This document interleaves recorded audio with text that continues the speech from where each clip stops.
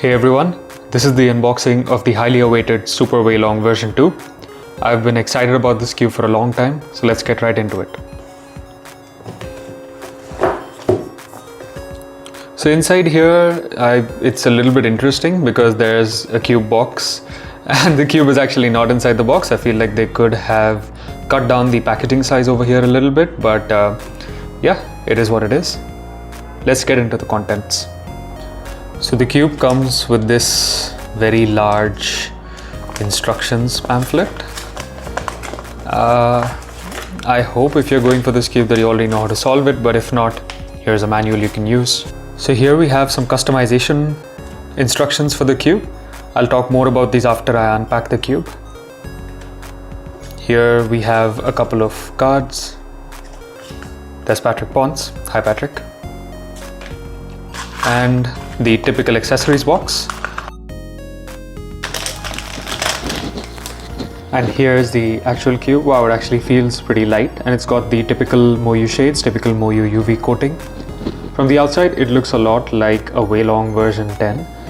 We'll see later if there are any changes, and here are some first turns. Okay, interesting.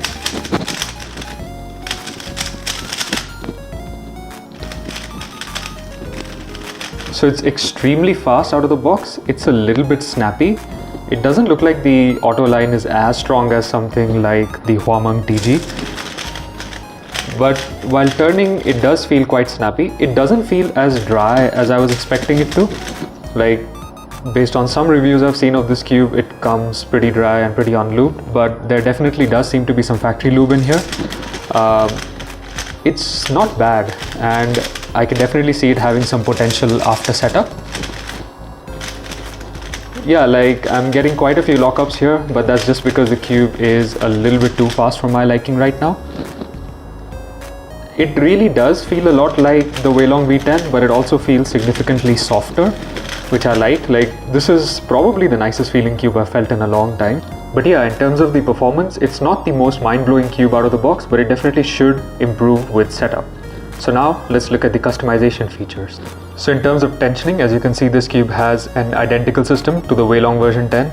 That's a system I really like. I still do prefer the typical screw spring system, but this system is actually quite neat and very easy to use.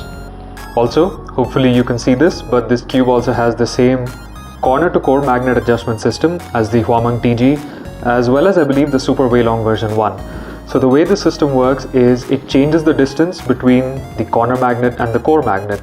So a higher number, I'm pretty sure, means weaker magnets. It seems to be on setting 7, so it looks like it's already on the weakest magnet setting. So I might try some stronger magnet settings because this cube doesn't feel the most stable right now. But yeah, definitely a lot of customization options to play around with. So I'm going to take some time to play around with the settings of the cube because there are a lot of customization options on this cube. So yeah, I'm going to try out a bunch of setups and see if something suits me. Yeah, I'm quite optimistic about this cube. Before ending this section, I also wanted to show what's there in the accessories box because there's actually quite a lot. It comes with the typical tensioning tool.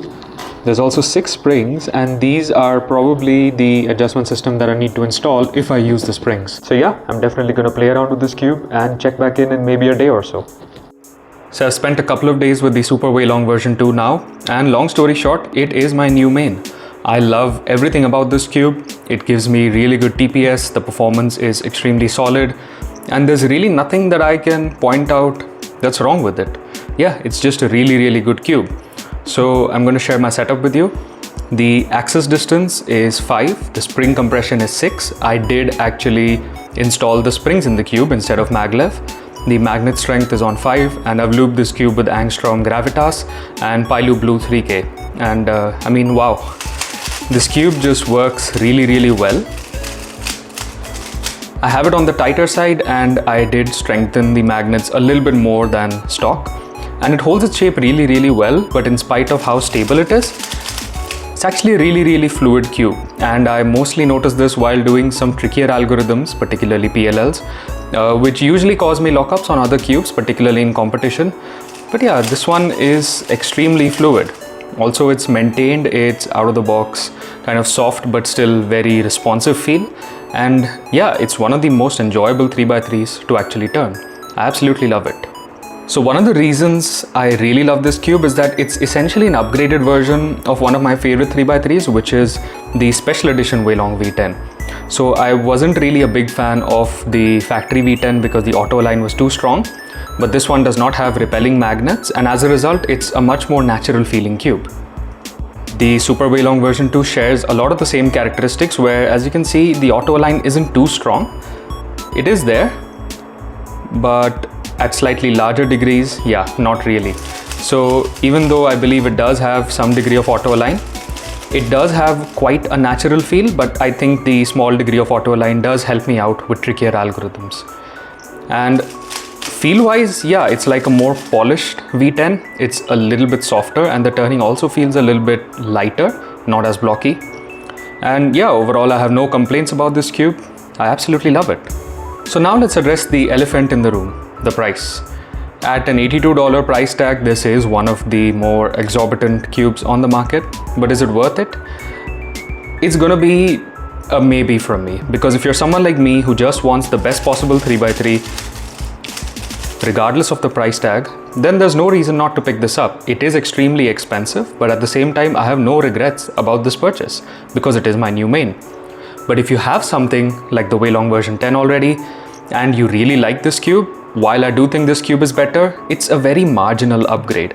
So especially if you're not quite in the sub 10 range, maybe you average a little bit higher, or you're just perfectly satisfied with the V10, there's really no reason for you to rush to upgrade to this, because I was a little bit disappointed by its performance out of the box, and it did take a lot of work and setup to actually become my main.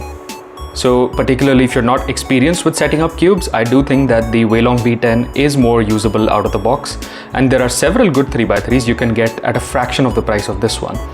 However, that being said, out of my entire collection, this is my absolute favorite 3x3 now. I absolutely love it, and it's going to be my main for the foreseeable future. I'm going to be using it this weekend at Delhi Cube Open 2025, and I hope to get some good results on it. That's all for this review. I'm going to leave you with a few quick solves, and if you have any questions about the cube, feel free to leave them down in the comments and I will reply. Thanks for watching, and I'll see you guys in the next video. Take care.